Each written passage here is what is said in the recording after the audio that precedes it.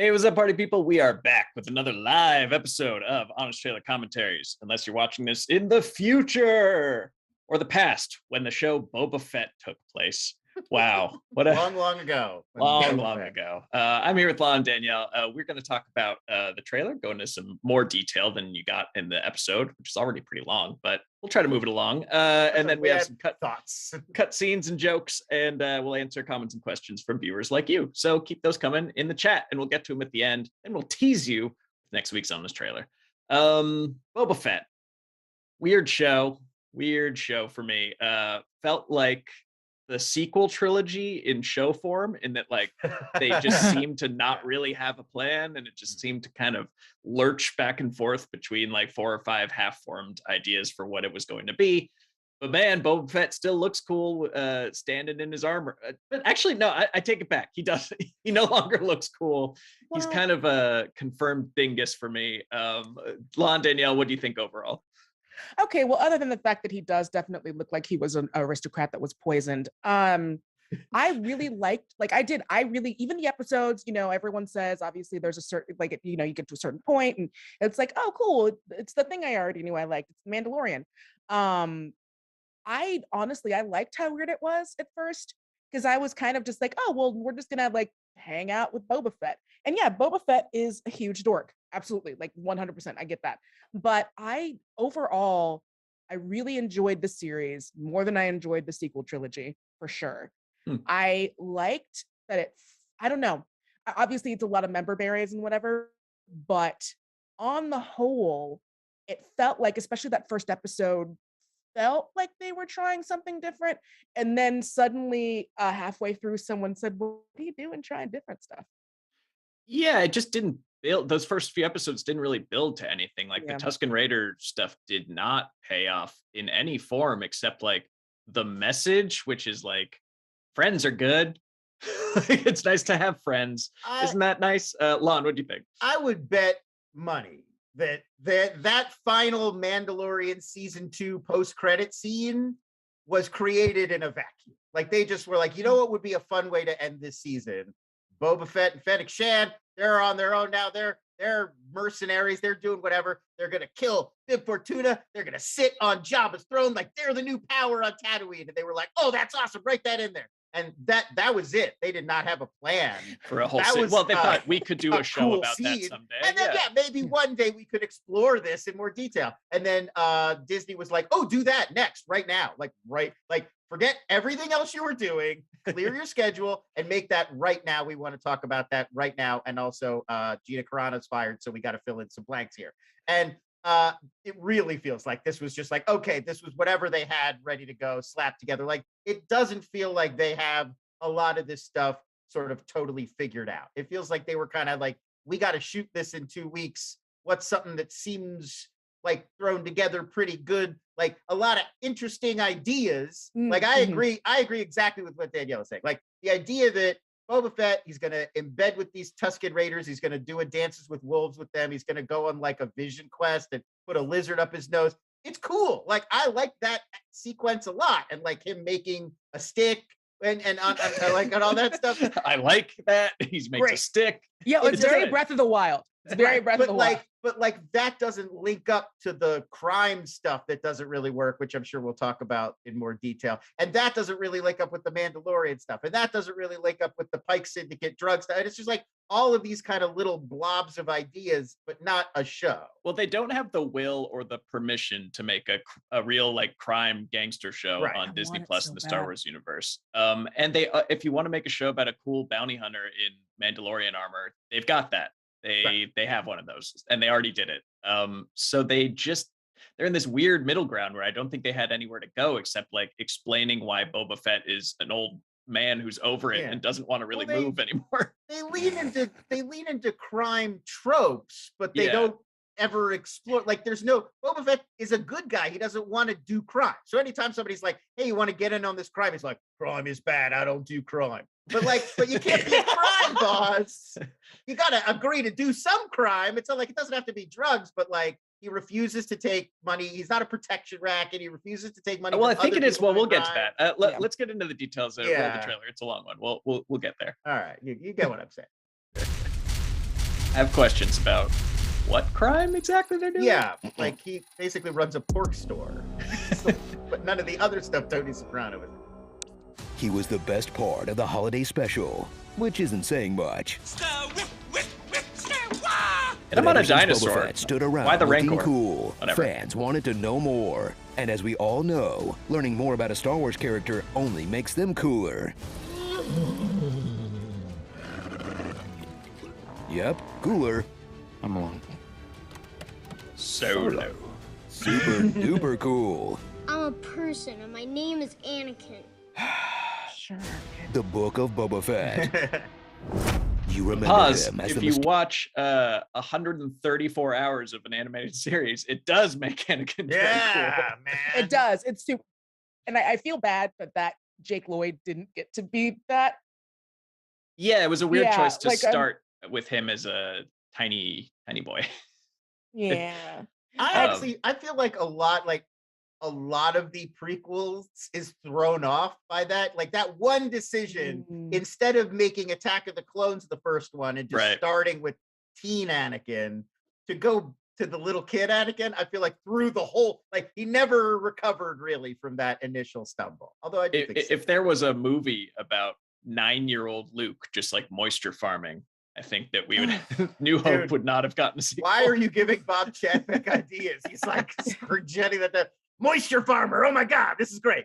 If they did like a Harvest Moon, like a That's exactly what I was thinking. it was Stardew Valley. Stardew Valley, yeah. Just like a Star Wars farming show with young Luke. Yeah, just vibes. No, Just vibes. Occasionally he goes to Tashi Station and picks up a few power converters, but that's it. Yeah, Really. and occasionally goes to that. Well, we talk about it later, like the crazy Vegas style metropolis next to him, or fights one of the like Godzilla Goros that are apparently just that was hiding very right under satisfying. the sand from his farm.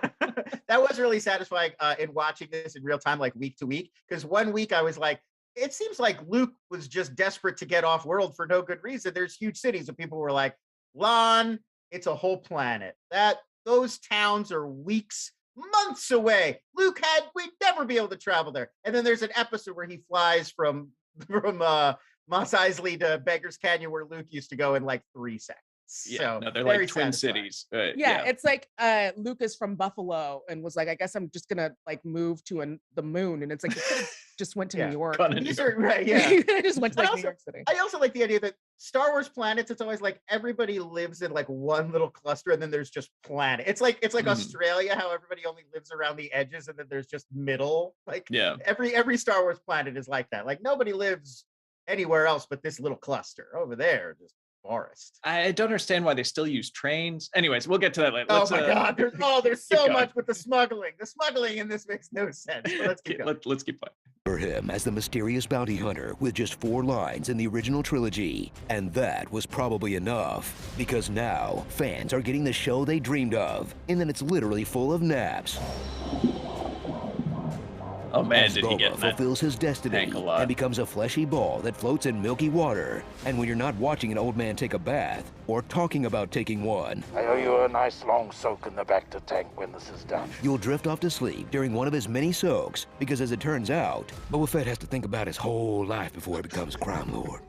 Flashback to that time Boba went out like an absolute chomp and solved the mystery of how he survived the Sarlacc pit. He crawled out. Oh. Then fill in the blanks of an entire lifetime of failure and beatdowns from Tuskens.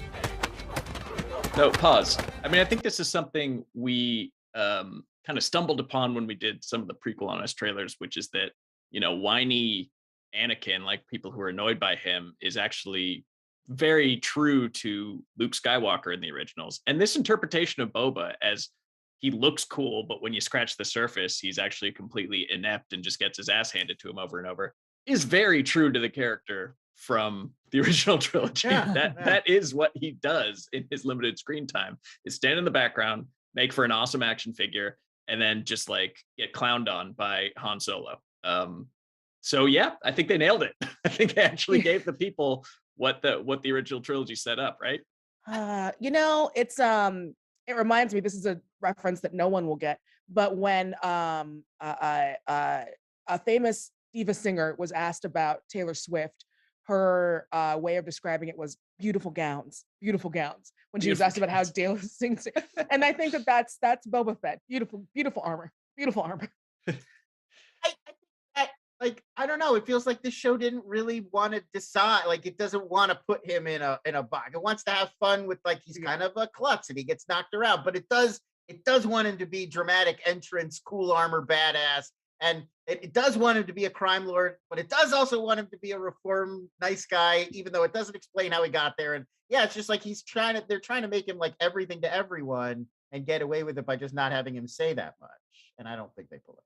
Yeah. I mean, I like the actor. I like Tamara Morrison, but they maybe kind of hamstring themselves because now you have to do like old Boba. You can't do like him in his glory days when he was, chasing down bounties and flexible and stuff like that. I don't think it's he's his not fault. spry. I don't want to be ageist. His fault at all. I'm also not spry.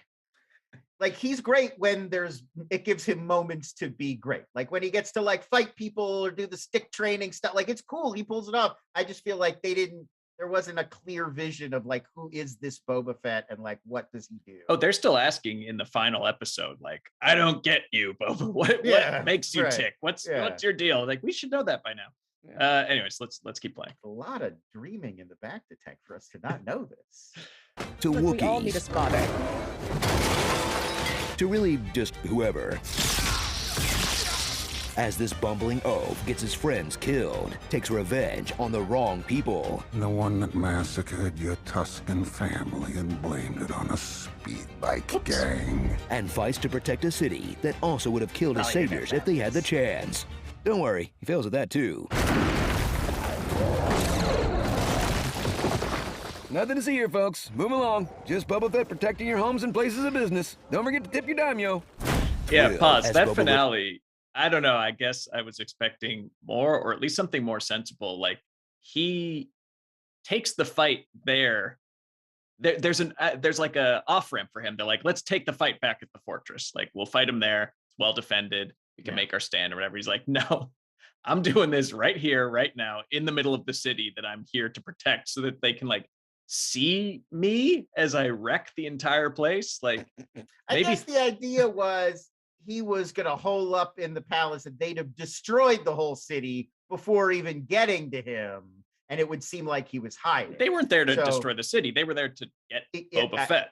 You took the words right out of my mouth. So, but there was no reason for the Pike Syndicate to destroy the city. So I don't understand why that was on the table even to begin with. Really, I think it's time. There's no reason for the Pike Syndicate to need the planet Tatooine, or at least the surface of the planet Tatooine. If you have a spaceship, you don't need to smuggle anything across the surface of a planet. I assume fly that your spaceship where you need it to go. This was just a not so secret Dune thing, and like spice comes from Tatooine, right? No, it comes from the Kashyyyk, or it comes from the spice. The spice mine in Kessel or whatever. Yeah, Kessel, exactly. Thank you. Okay. I have never understood the fascination with the planet Tatooine. I just like don't get it. It was literally just where Luke was from. And the point was, it was the boring place Luke was from. It's the stand-in. If you think about Vietnam movies, which Lucas was when he was making Star Wars, they always open and it's like the kid from the rural farm community who enlists and then they go and fight the war. That's all it's supposed to be. It's Smallville. It's like the small place where the person starts, and we become obsessed with it like it's Metropolis. And it's like, no, that's not the important place. That's just the humble origin. Yeah. All roads lead through Tatooine. It's weird. Maybe someone can explain to us why Tatooine matters. Is it some sort of like cartel town? Like that's where all the administration is? Like why? All planets matter. We cover in this show, Luke is totally confident putting a baby in an X-Wing with a droid and just blasting them to the other end of the universe. They're like, they'll be fine. Speaking of Smallville. We wouldn't even do that in an Uber. Like he's doing that in an X-Wing with R2D2, who's not even nonverbal.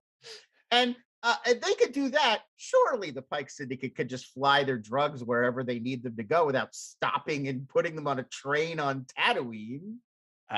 It's like, maybe it's just like legacy tech, like, The drugs don't taste right unless they've been driven across the surface of the Dune Sea.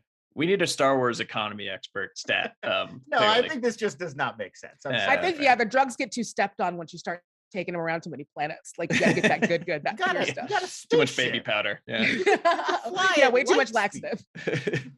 All right, keep going.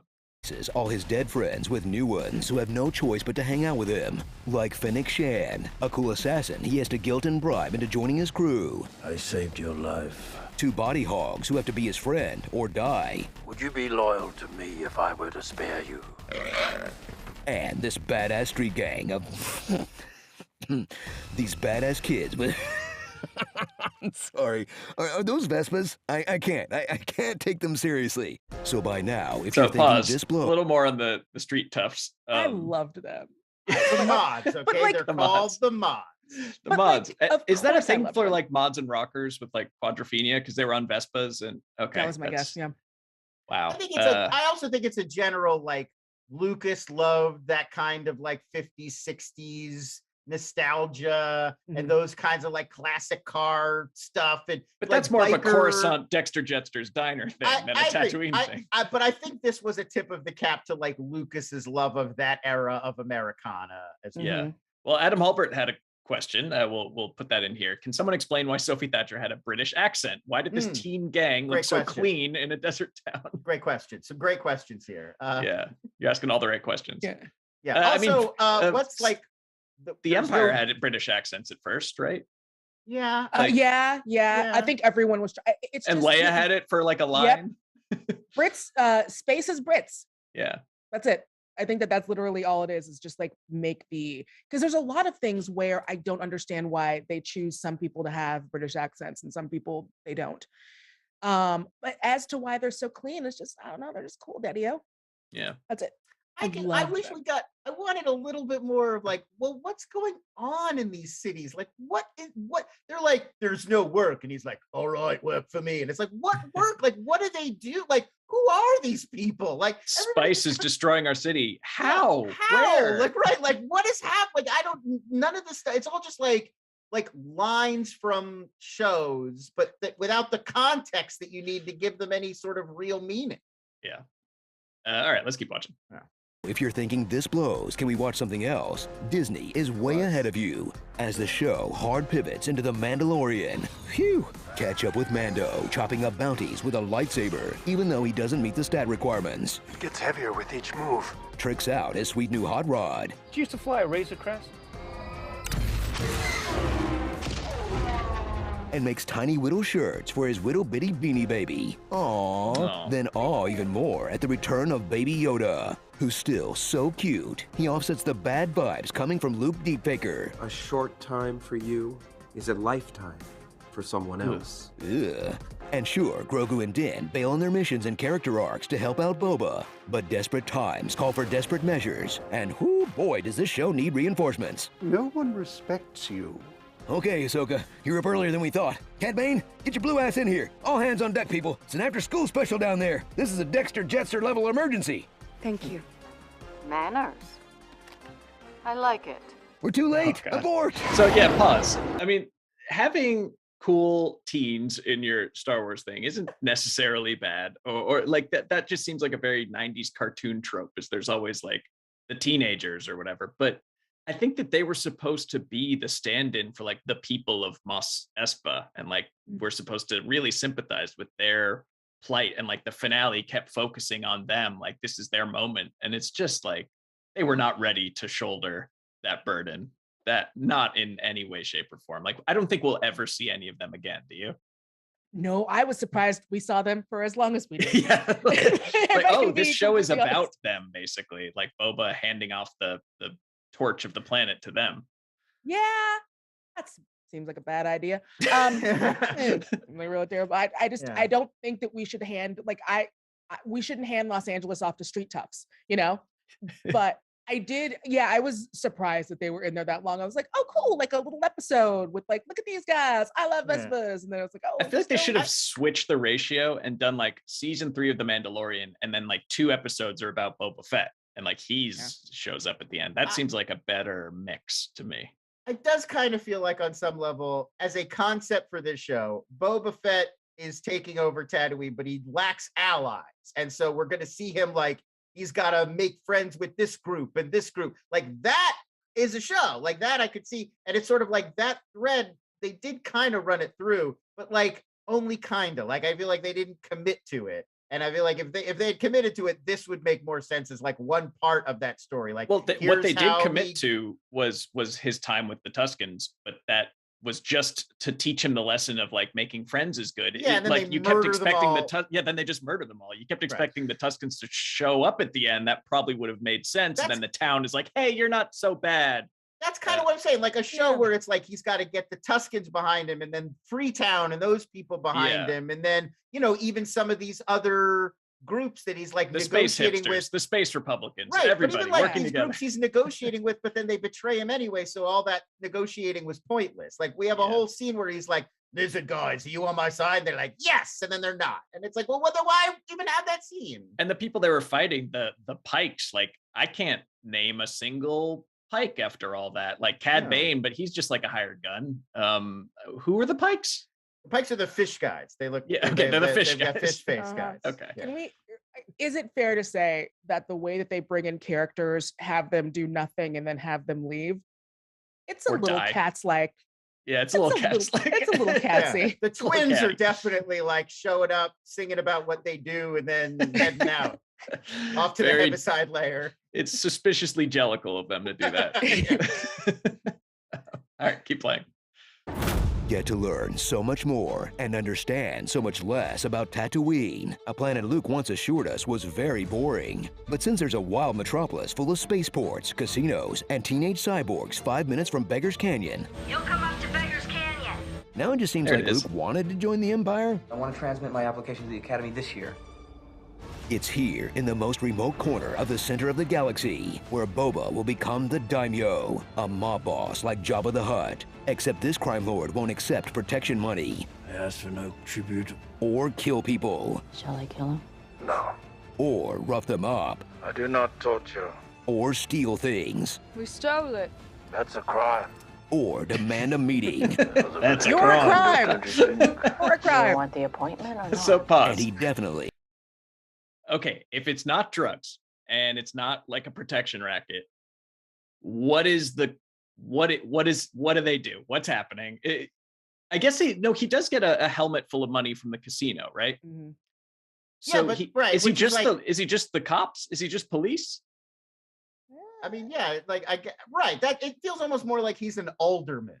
Like he wants to be like he's the comptroller. Yeah, like it doesn't feel like there's anything criminal about it. It's like taxes or something maybe he's collecting, but or he's like the sheriff or something. But like the only thing he robs is the train, but that's for the Tuskens. Right. And that's not as part of his daimyo duties. It doesn't. And that's also like stealing drugs and dumping them into the sand. I'm going to go ahead and just say they're running numbers. We never see it, but there's a numbers racket in Mos Espa. You know what? I do think that Fennec would be really good at shaking people down when they lose. I feel like Watto and Fennec are running the numbers racket in town, and Boba's just their boss. Yeah, I think there's like counterfeit Gucci like in a big warehouse. They're selling like counterfeit armor, and it's like, no, you can tell that's not real because if you look at the stitching, they the never Canal do Street, stitching. whatever Mos Eisley's version of Canal Street is. It's just dudes. You're gonna go down. This to the is not real Beskar. A lot of blankets out there. A lot of. You can see the way they put the label on. It doesn't usually like it's centered. I didn't know Versace made flip flops. Okay, keep playing. And he definitely says no to drugs. There's a lot of credits to be made from that orange powder. Spice Shan is gets killing it. out people. Even though he had his whole life changed from chasing brain dust with a nose lizard.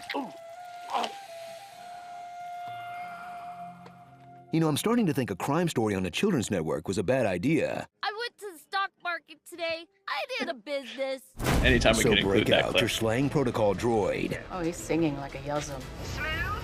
There's a gunk skunk jack. If that's not the quactor calling the stifling slimy. And It's like slip into a nice 1/4 warm of the bath words I until we jotted get a down. proper Yeah. third season of The Mandalorian. Because this show is 50% dramatic entrance.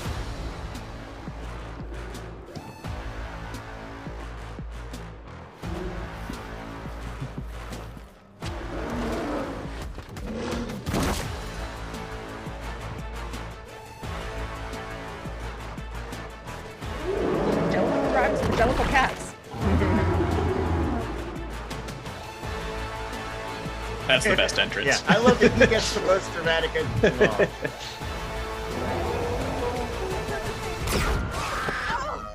Oh, what an entrance! And that other 50%, you guessed it, space meetings. Do you have an appointment? This is a prequel tradition. One of your vassals seeks an audience with you. Do they have an appointment? So much appointments.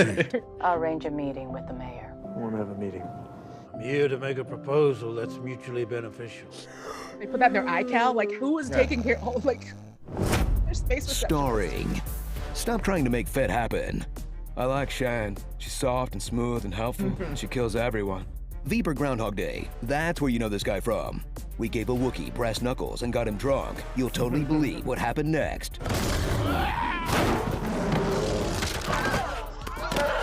Princess Vespa. iRobot. That'll do, pigs. That'll do. I whip my tails back and forth. I whip my tails back and forth. What beat boobs in the shadows?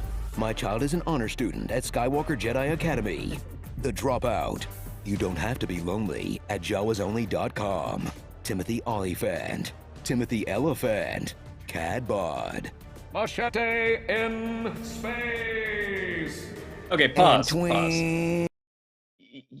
Again, like this maybe wasn't planned out too thoroughly from the start. When they have that scene, he gets the Rancor, and he has this moment with Danny Trejo where it's like, you can learn to ride this, but you and me, man, we're going to have to roll up our sleeves and really get into this. We're going to have to train, and we're going to have to bond, and we're going to have to work. I'm going to need your utmost dedication and attention. And then it's just never mentioned again until the finale when he busts out. Like, there's a bottle episode of like, if this were the Mandalorian, they would have had an episode of Mando, Danny Trejo, and one of those things. Yeah. Can we at least get a little bit of like Eye of the Tiger, something? Like, give me a montage. Give me something. That's kind of what I mean. Like in my fantasy version of the show, where it is like Boba starts out alone and then he's like gathering, you know, a posse that's going to help him take over. You obviously want Danny Trejo in there. Like, you don't bring in Danny Trejo and then just drop him from the posse. That's like a prime posse member. That's great posse material. Yeah, it's a waste of a Trejo. It's like the first person you want for your posse. Come on. He did have a posse, but it started out with like 2 potbelly pigs, and then it turned into the scooter gang. And it also just got less and less intimidating. The Matt Berry droid. Yeah, that's also a Matt Berry droid. Yeah. The Pigsy posse. Oh no. Sorry. Yeah. Keep playing. I couldn't say the other one. And twins. I find your smoothed out face disturbing. And if you want to be a badass, you got to learn to fight with a stick. Pause for a second. Someone brought this up in the comments. I'm just looking at the YouTube video right now. Is where do the Tuskens get all that wood? That every one of them is carrying like a big, smooth, like wooden hitting stick. And I don't think we've seen a tree. He has the vision. The vision. Oh, he goes and then to he ends up at a tree. And it's that's just one where he tree cuts and then... the branch off. So something about the ceremony with the lizard, you get led to like the one tree and the dude. Well, they're pointing out that beyond the weapon, they also had tent frames and are just like constantly have a fire going, like burning wood. Yeah, these are all. Well, you got to whittle. Points. Yeah, you got to whittle. So like you just use the rest of that. The shavings. They just keep all the shavings. You have to whittle. Like that's. Yeah. Maybe you could just dig for it, and it's like the little pockets of like little water pouches that they're just like, if you dig deep enough, you could find. Yeah, there's a lot of milky melons in this one. Yeah. Paging Freud, everybody had a melon full of milk that they were suckling on. It's like if they had to really dig deep to start fighting them, it would be more realistic. But it's like if you do this to the sand, one just kind of pops up. It's like, that's a lot of milky melons. Okay, keep playing.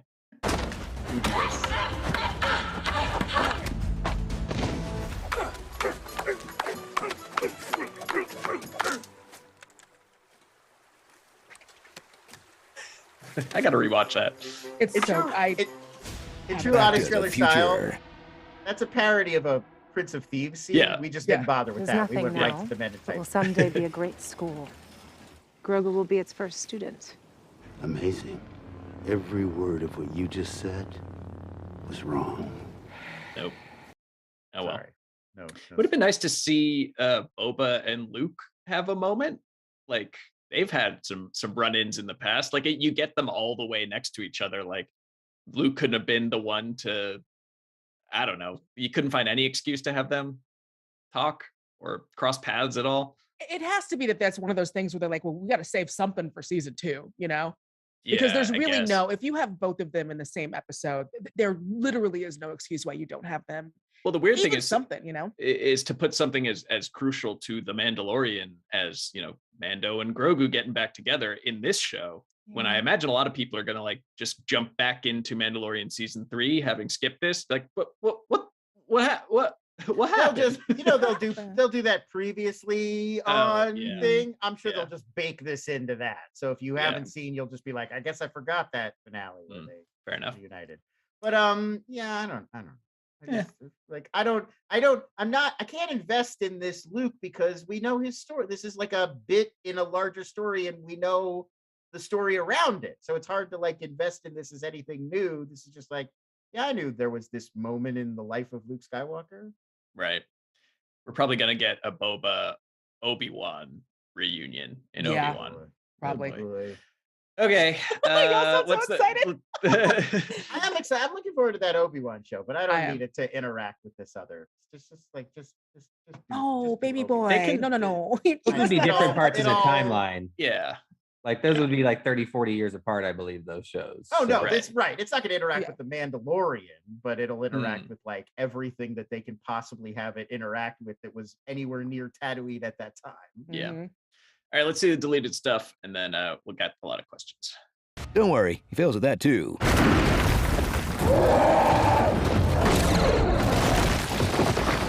Okay, I'm starting to get why Django left to get cigarettes.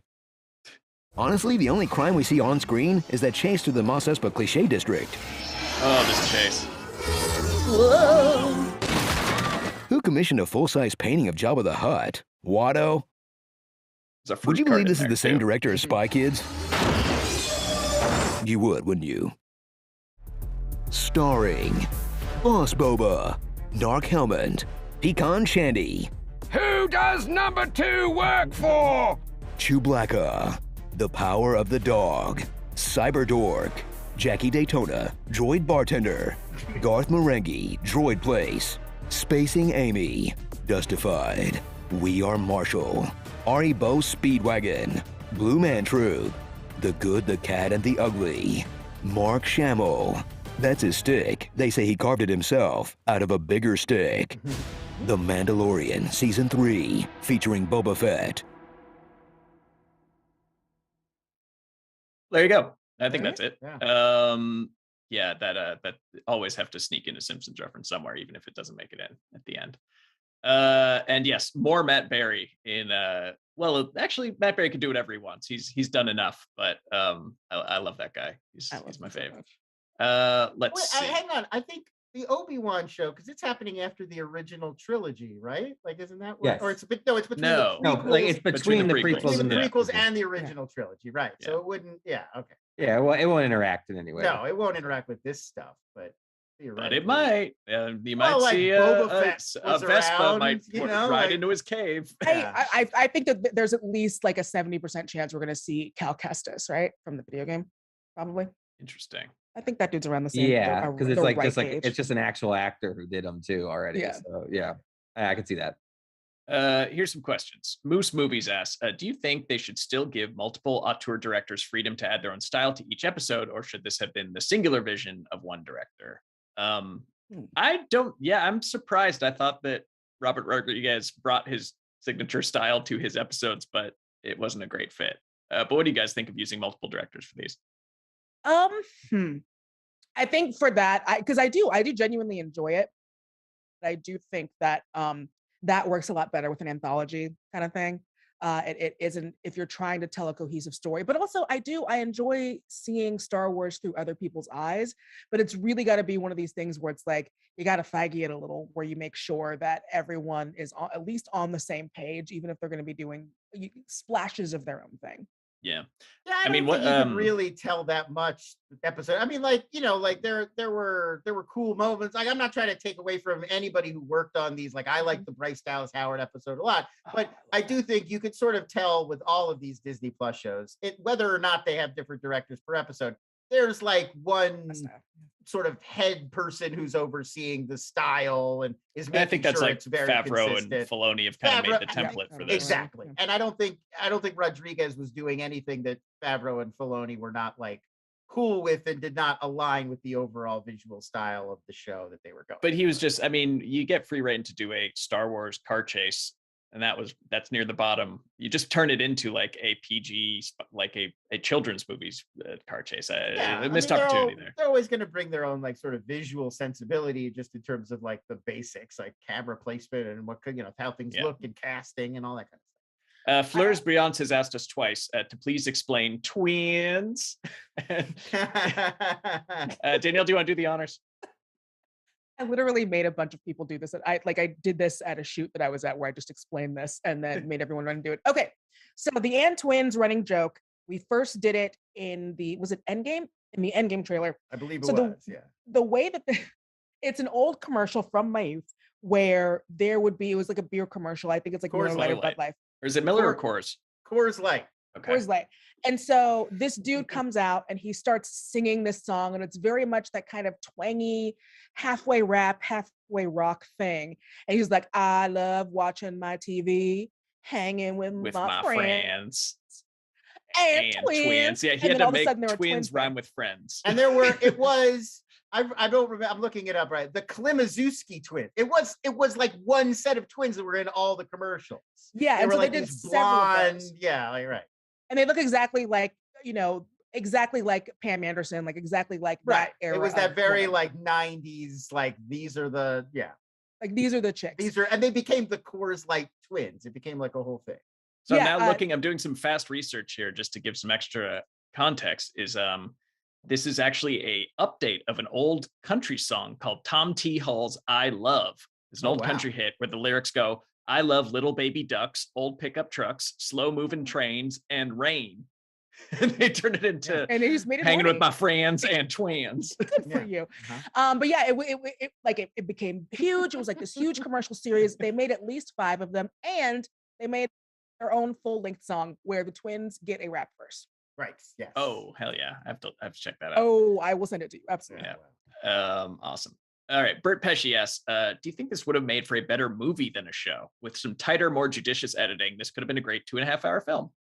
I think there's some plotting changes to be made. Like the pacing was not the only issue. It was literally like what the story choices. So making that shorter, I don't think is really helping for me. I do think you need to tie in the Tuskens at the end if you're spending the first third of the show with them, and then for it to just drop to be like a cautionary tale for him is like that's literally a dropped thread of the story to me. Yeah, especially considering how much Tusken love we got in The Mandalorian. Like this really feels like this is the rehabilitation of the Tuskens. So it would have been nice to have that kind of final thing. Yeah, movie or show, I don't think you could tell all of these stories at once on top of one another. I think on some level you'd have to pick, even if it was just a movie. Yep. Okay, and then finally, a Disney fan asked this: what if George Lucas got to make a live-action Star Wars show on Disney Plus? You'd be interested in that?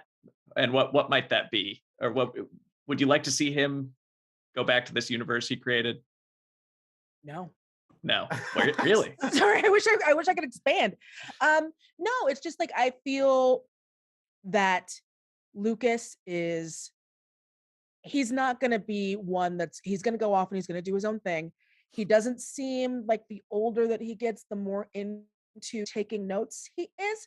And I do think that it's sometimes important. I think it's important to let people do their own thing and have their own fun. But I think given that much time, I feel like it would be even more like not as cohesive. And it would be great to see him do it. But I'm not interested in seeing it only because I want to see new stories. He seems just done completely. I mean, he's I like a mean, billionaire. To He me, it's doesn't all need to. contingent on that. It's like, I'm not saying we should go give him money and like press him to do it. But if George Lucas showed up tomorrow and was like, I got a great new idea, like went to Disney himself and was like, I want to do this, then yeah, I want to watch literally whatever it is. If it's I would love to see the Osmosis Jones inside midi-chlorians. Yes, that's what I was gonna say. Movie that he would want to Yeah. see. That's I do kind of want to see that. and I'll pitch the best level. The best thing I think I've come up with that would be a new exploration for Lucas would be an Uncut Gem style thriller with Watto. Uncut what? Yeah, uncut lambs. Uncut lamb. All right. Well, on that note, that's enough about Boba Fett, but we will be back next week. It's more than To similar to George Lucas, talk about another thing that went on beyond its creator. That's your clue for next week. Hope you enjoyed hanging with us today. We'll be back tomorrow for SJU in some form or another. Otherwise, bye-bye. We'll see you later.